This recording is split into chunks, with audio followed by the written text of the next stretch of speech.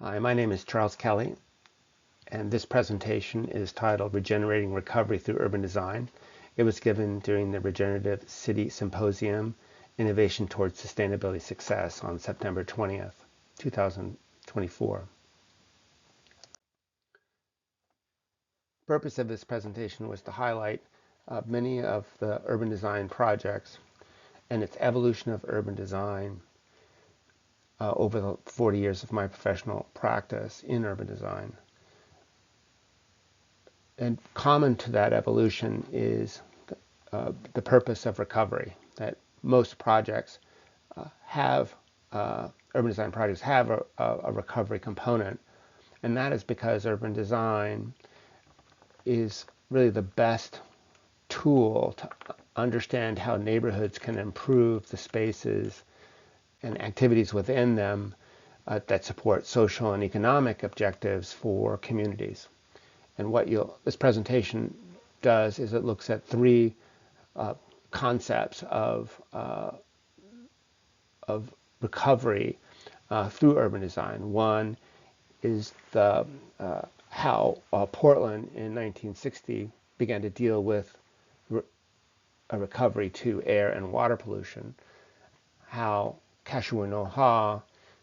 began their recovery from economic malaise and superaging and population decline,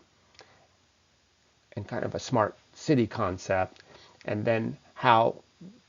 those preceding types of urban design are now being applied to help Lower Albina and Portland recover from urban renewal. Portland's story really begins with tackling the emissions of tailpipes for commuters who came to the city on their daily commute and really polluted the air and made a really difficult economic situation for the city that they had to correct for. One of the economic challenges was that the EPA had curtailed their ability to receive block grant funding unless they could clean up the air or make marginal progress in that way. But it was really the economic failures of auto commuting in the downtown Portland that ruined its economy. And so there was a real business interest to recover from that, and that included making policy and physical planning concepts that would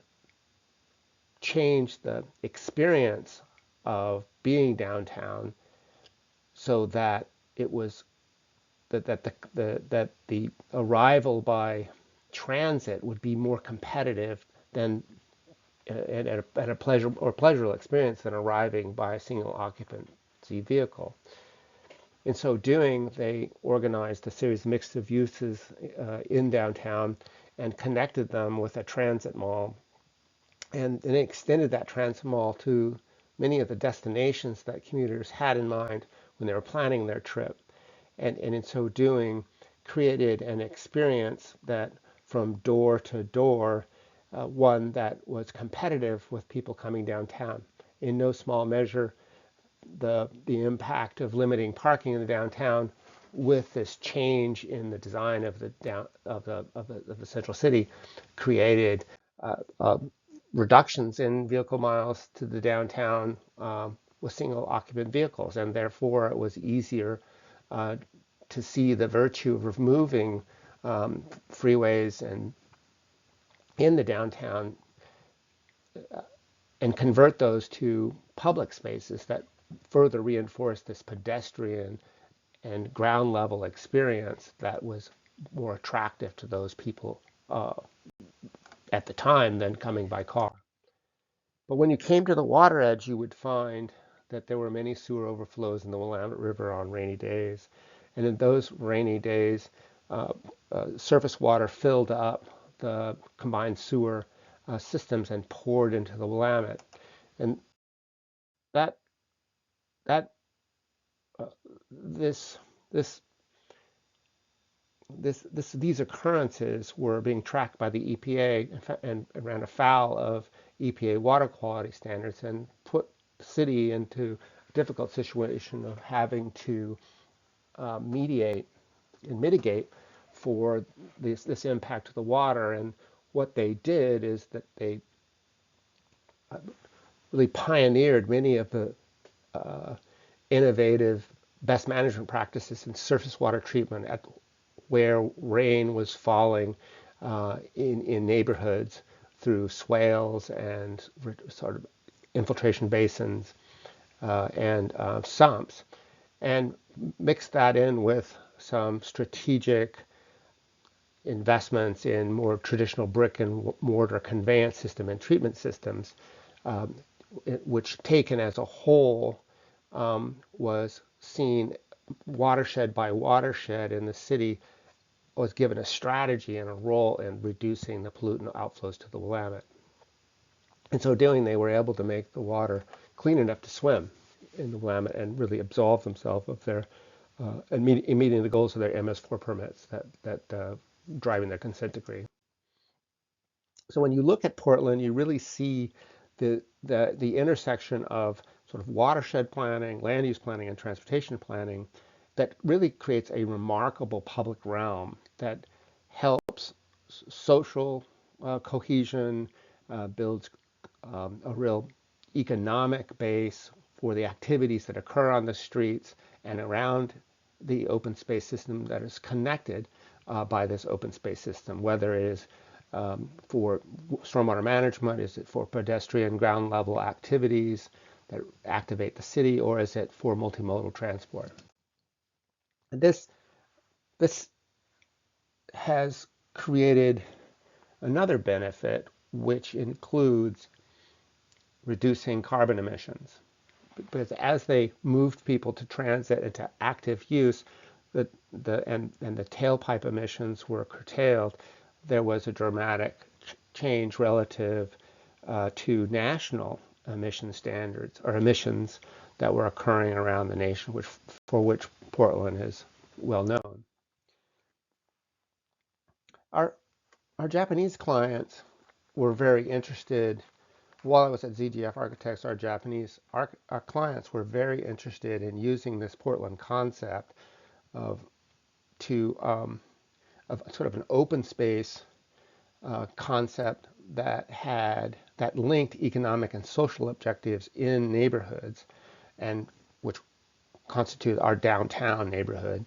and using that on their signature smart city prototype, which which really began as a transit-oriented development with a single use as a more of a bedroom community. And what Japan was imagining was that the neighborhood scale, if it had equal number of jobs and residents, that it could begin to create a sort of a sustainable economic and social infrastructure that would help it be resilient to unplanned disasters such as super aging in their society, low birth rate, economic malaise, and power outages due to earthquakes.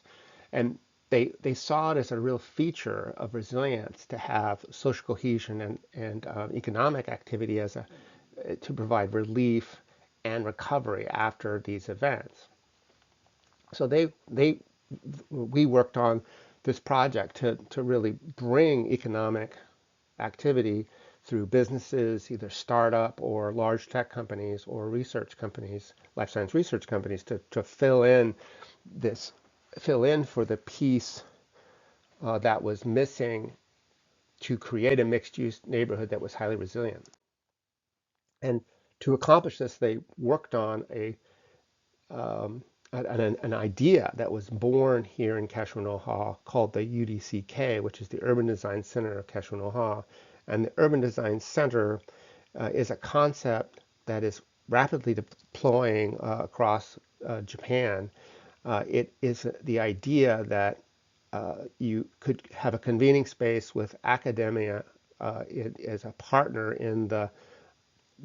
government and private sector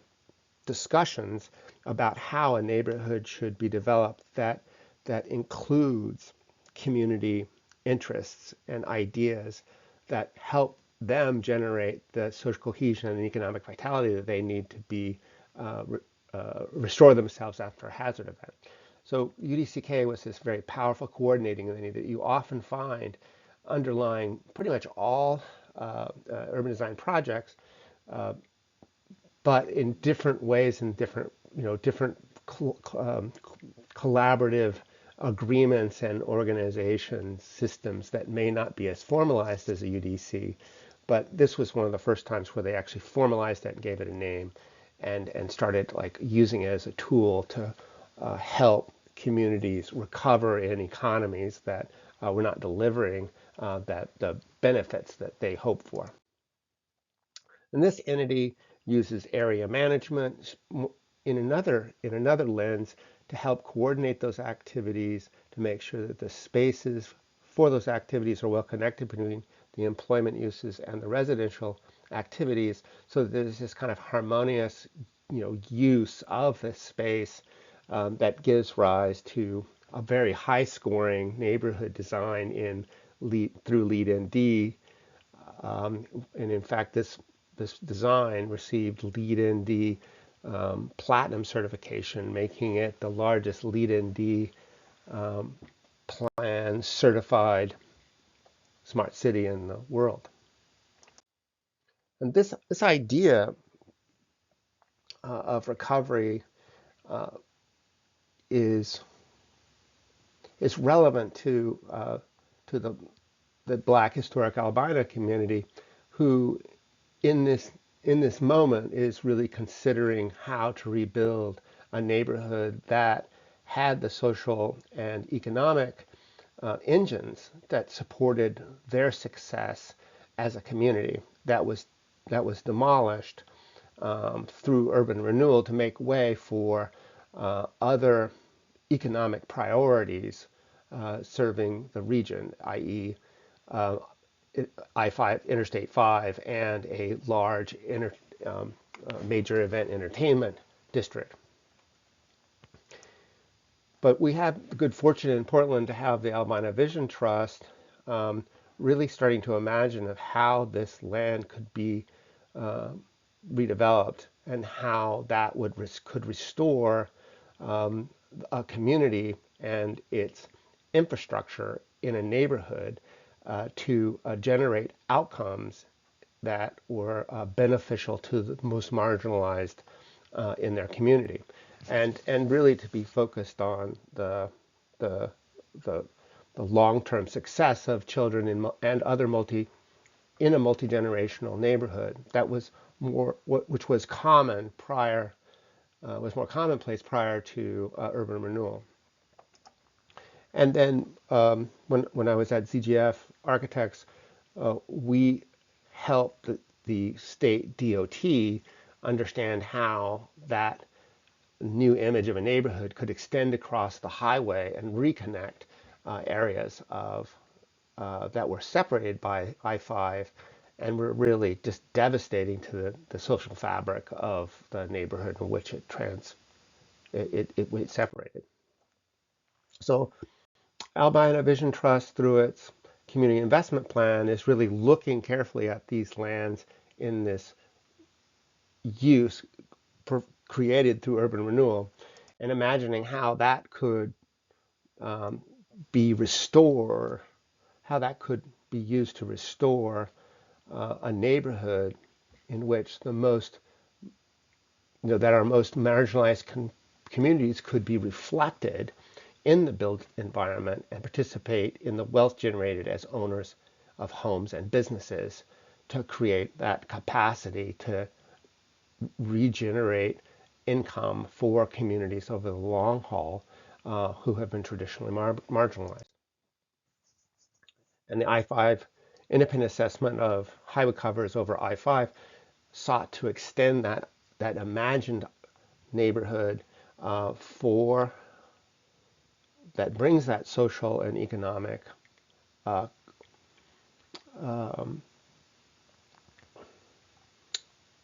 sustainability and resilience to the community, could extend across from the urban renewal areas to connect to the historic neighborhood grid that was relatively untouched. So yes, recovery is always a part of an urban design uh, concept because it's connected to the story of the community and that aspirations of the community that endure, and there's a real interest in working collaboratively to achieve it. So when communities come to believe they can improve their lives, it's really that moment that sparks this urban design and the potential of an urban design initiative to set the table and give the community the tools to configure the spaces between buildings that really lend themselves to achieving social and economic objectives to induce the health and well-being and resilience that communities can derive from good urbanism. And then while the economy may not be generating those outcomes currently, we can transition to new governance systems to promote the engagement and organize agreements that put us on a new pathway uh, and create a new urban design, a new cooperative action that can be memorialized in agreements with real metrics or measurements of progress on meeting those social and economic goals to create resiliency. So my general feeling after 40 years of urban design is that I may appear to be overly optimistic about the value of urban design, but I'm not